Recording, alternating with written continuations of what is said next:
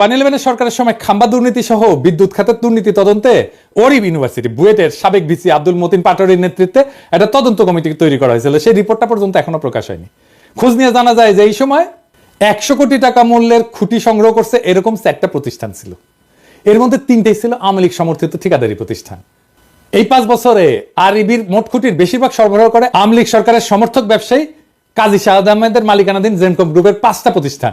এই গ্রুপ একাই 511 কোটি 30 লাখ টাকার কাজ পায়। এছাড়া আওয়ামী লীগ সরকারের সময় আরইবির খুঁটির পুরাটাই যোগান দেয় এই প্রতিষ্ঠান। 2002 থেকে 2003 সাল বিএনপি সমর্থিত ঠিকাদারদের ছোট ছোট আরো কয়েকটা প্রতিষ্ঠান কাজ পেলেও 100 কোটি টাকার মতো কাজ করছে গিয়াসউদ্দিন আল মামুনের মালিকানাধীন খাম্বা গ্রুপের 2টা প্রতিষ্ঠান। তবে জোট সরকারের 5 বছরে প্রথম 1 বছর এই প্রতিষ্ঠান কিন্তু কোনো কাজ পায়নি। জোট সরকারের 5 বছরে আরইবির লাইন অধিগ্রহণের আওতায় মোট 879 কোটি 31 লাখ 22 হাজার টাকার কংক্রিট খুঁটি কেনা হয়।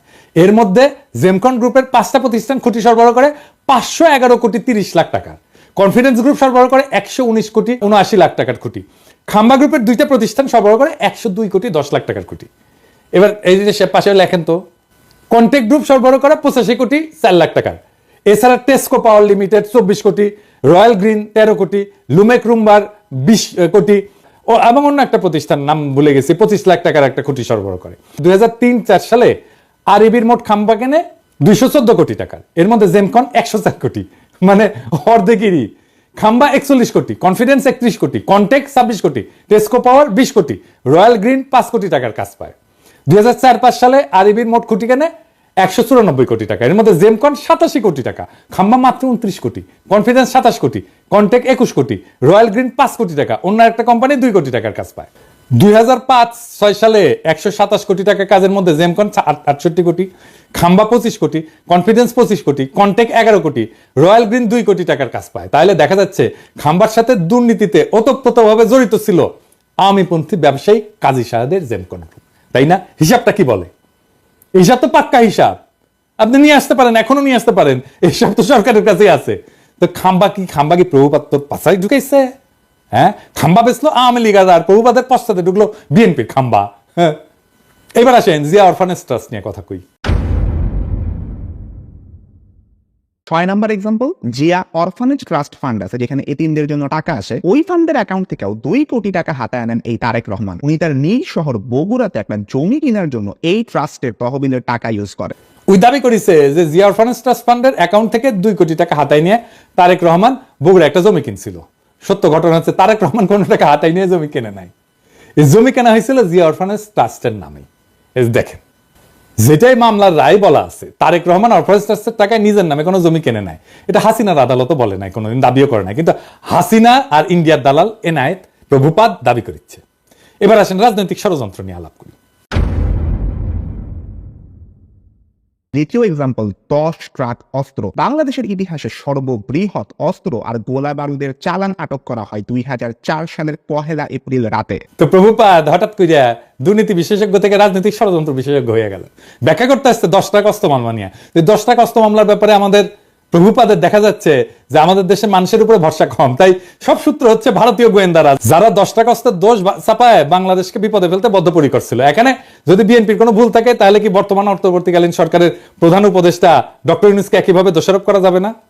উনিও তো ভারতের টিভি মিডিয়া এনডিটিভির সাথে সাক্ষাৎকারে বলছেন বাংলাদেশকে ভারত অস্থিতিশীল করতে চাইলে ভারতের 7 সিস্টার অক্ষত থাকবে না, বলছে না? তাইলে ভারতকে চাপে রাখার ব্যাপারে পররাষ্ট্রনীতি কি বিএনপির ভুল ছিল? এই নীতির কারণে বিএনপির ভোট পেতে বাধা থাকবে কেন?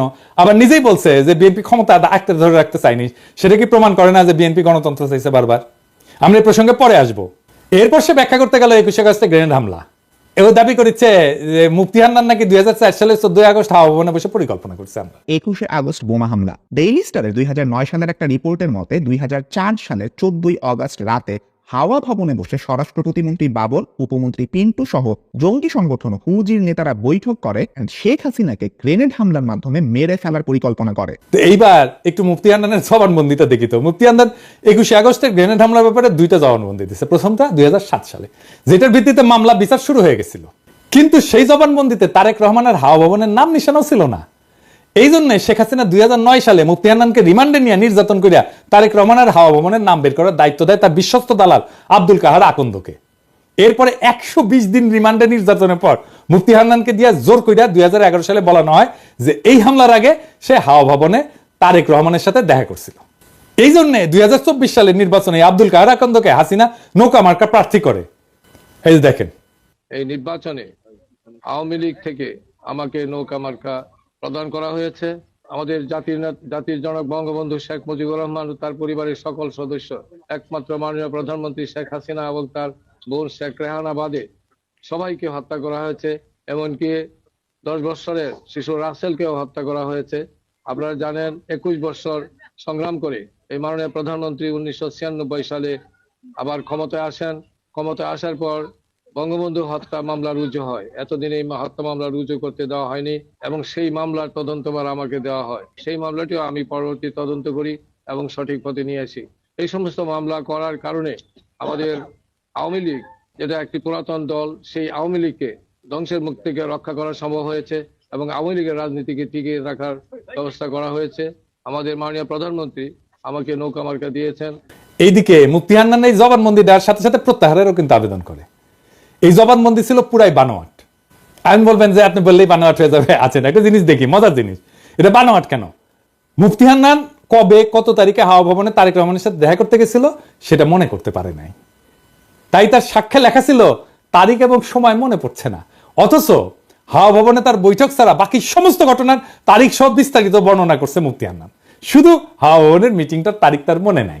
এখন আসেন একটা আদালত কিভাবে কাজ করে বোঝায়, কারণ হাসিনার আর মোদির ঘেটুপুত্র এনায়েত প্রভুপাদ আবার এগুলো বুঝবে না। আদালতে একটা মামলা যাওয়ার আগে পুলিশ তদন্ত করে সম্ভাব্য দায়ী ব্যক্তিদের নামে চার্জশিট দেয়। এরপর আদালত এই চার্জশিট গ্রহণ করে বিচার শুরু করে। বিচারে বাদী এবং বিবাদী পক্ষ তাদের পক্ষে সাক্ষী হাজির করে। এছাড়া আসামিদেরকেও হাজির করা হয়। সবাইকে দুই পক্ষের আইনজীবীরা জেরা করে, মানে বিভিন্ন প্রশ্ন জিজ্ঞেস করে ঘটনার সত্যতা নির্ধারণের চেষ্টা করে। এই জেরার পর সবার যুক্তি তর্ক শুনে আদালত রায় দেয়। এখন খালি মুফতি হান্নান কেন, তার বাপও যদি জবানবন্দি দেয় যে তার 21 আগস্টে বোম মারছে তারেক রহমানের কথায়, কিন্তু আদালতের জেরায় যদি প্রমাণ হয় তাদের দাবি মিথ্যা, তারা খালাস পেয়ে যাবে। আর যদি তাদের জেরা করার কোনো সুযোগই দেওয়া না হয়, সেটা হচ্ছে একটা ক্যাঙ্গারু কোর্ট, যেখানে কোনো সুষ্ঠু বিচার হয় না। তাহলে যেখানে 21 আগস্টের এই পুরা মামলায় মুফতি হান্নানের জবানবন্দির উপর তৈরি, সেই মুফতি হান্নানকে এই মামলায় জেরারই সুযোগ দেওয়া হয় নাই, বুঝছেন? জেরা করার ঠিক আগে মুফতি হান্নানকে ফাঁসিতে ঝুলায় খুন করে শেখ হাসিনা, যেন এই ঘটনার পিছনের সত্য সামনে না আসে। বুঝছেন তো কি রকম ক্যাঙ্গারু কোর্ট, কি আদালত, কি রায়, কি বিচার হয়েছে? মুফতি হান্নানের জবানবন্দি ছাড়া এই মামলার বিচারিক প্রক্রিয়াতে কেউ দাবি করে নাই যে হাওয়া ভবনে কোনো মিটিং হয়েছিল, যেখানে এই হামলার সিদ্ধান্ত নেওয়া হয়েছিল। আর মুফতি হান্নানকে অকথ্য নির্যাতন করে একটা জবানবন্দি আদায় করলে সে জবানবন্দির কোথাও এই মিটিং এর তারিখের উল্লেখ নাই, আগে বলছি। কিন্তু হাসিনার দালাল, ইন্ডিয়ার দালাল এনায়েত প্রভুপাদ জেনে গেছে যে মিটিং ঠিক 14 আগস্ট হয়েছিল। শুনেন, ডেইলি স্টারের 2009 সালের একটা রিপোর্টের মতে 2004 সালের 14 আগস্ট রাতে হাওয়া ভবনে বসে স্বরাষ্ট্র প্রতিমন্ত্রী বাবর, উপমন্ত্রী পিন্টু সহ জঙ্গি সংগঠন হুজির নেতারা বৈঠক করে শেখ হাসিনাকে গ্রেনেড হামলার মাধ্যমে মেরে ফেলার পরিকল্পনা করে। কই পেয়েছে? প্রমাণ দেখাতে পারবো? ওকে বলবেন প্রমাণ দেখাইতে। মানে যে হামলা করছে সে মনে করতে পারতেছে না কবে হয়েছে মিটিং, আর এনায়েত প্রভুপাদ যাই না বসে আছে। বাবা, কঠিন তালেবর। দেখেছেন, অপরাধী সব জায়গায় তার অপরাধের চিহ্ন রেখা যায়। মিটিং এর তারিখটা এখানে কেন গুরুত্বপূর্ণ এটা বোঝা দরকার। মিটিং এ যারা উপস্থিত ছিল তারা সবাই রাষ্ট্রের গুরুত্বপূর্ণ ব্যক্তি, 2 জন এমপি, গোয়েন্দা বাহিনী প্রধান, তারেক রহমান নিজে। তো এত গুরুত্বপূর্ণ মানুষ যাদের প্রত্যেকের সাথে তো অনেক লোক থাকে, তাই না? তাদের এপিএস থাকে, বডিগার্ড থাকে, ড্রাইভার থাকে, আরো অনেক স্টাফ থাকে তাদের সাথে। কিন্তু কেউ কিন্তু একা না, আমাদের মতো না, সাধারণ মানুষ না। তাদের প্রত্যেকটা মিটিং এর শিডিউল থাকে যেগুলো তার পিএসরা ম্যানেজ করে, এবং অনেকের সাথে মিডিয়ার লোকজনও থাকে তো সার্বক্ষণিক, তাই না? এখানে তো দেখবে কোথায় যাচ্ছে, কি করতেছে, সব জায়গায় মিডিয়ার লোকজন থাকবে। তাই রাষ্ট্রীয় দায়িত্বপ্রাপ্ত কোন গুরুত্বপূর্ণ ব্যক্তি কোন নির্দিষ্ট তারিখে মুফতি হান্নানের যদি উল্লেখ করতো, তাহলে বের করে ফেলা যেত যে গুরুত্বপূর্ণ ব্যক্তিরা সেদিন হাওয়া ভবনে ছিলেন না, এই পুরো মামলায় ডিসমিস হয়ে যেত। তাই সরকারি এই বানোয়াট জবানবন্দিতে জোর করে মুফতি হান্নানকে দিয়ে দেখায় যে যখনই তারিখের কথা আসছে তখন মুফতি হান্নানকে বলতে হয়েছে যে তারিখ আর সময় মনে নাই। এই এমপি, এতগুলো এমপি, 2 জন এমপি, স্বরাষ্ট্রমন্ত্রী, তারপরে তারেক রহমান, এতগুলো লোকের একটা দিন হাওয়া ভবনে গেছে, ওইটা বাইর করা যাবেই যাবে যদি এটা ঘটে থাকে সত্যি সত্যি। কিন্তু এত বুদ্ধি ওর মাথার থাকলে তো তার ইন্ডিয়ার দালালি করতে হয় না, হাসিনারও দালালি করতে হয় না। এরপরে প্রভুপাত দাবি করছে যে বিএনপি নেতারা নাকি বাংলা ভাই আর জেএমবি কে পৃষ্ঠপোষকতা করছে। বিএনপি জামায়াত জোট সরকার জঙ্গি গোষ্ঠীকে তোষণ করতো, তাদেরকে পালতো এন্ড পরে নিজেদের কাজেও ব্যবহার করছে। তার সোর্সকে জানেন? নূর মোহাম্মদ কিশোরগঞ্জ থেকে নৌকা মার্কা নিয়ে ভোট ডাকাতি করে যে তা আওয়ামী লীগের সাবেক সংসদ সদস্য। এই লোক নিজেই ছিল বাংলা ভাইদের দোসর।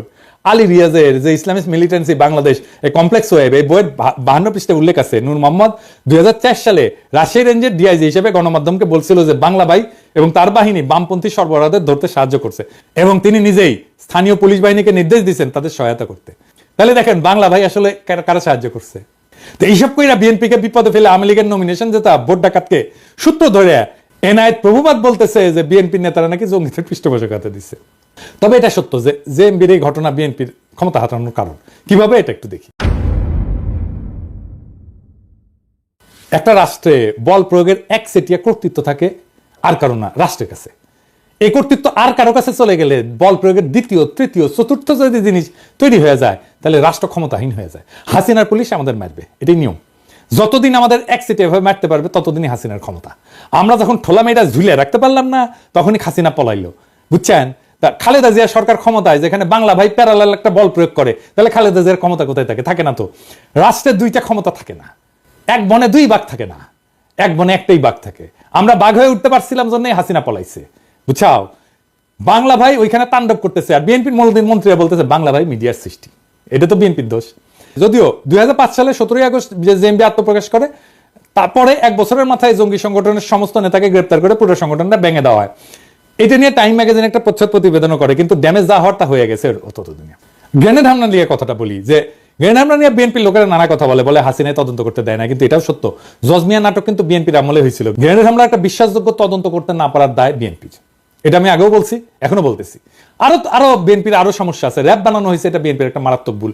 বিএনপি আমলে র্যাব বিচার বহির্ভূত হত্যাকাণ্ড শুরু করে, এইটা মানবাধিকার লঙ্ঘন, এর দায় বিএনপি। এবং এখনো পর্যন্ত বিএনপি যে এটা ভুল কাজ ছিল সেটা স্বীকার করে না।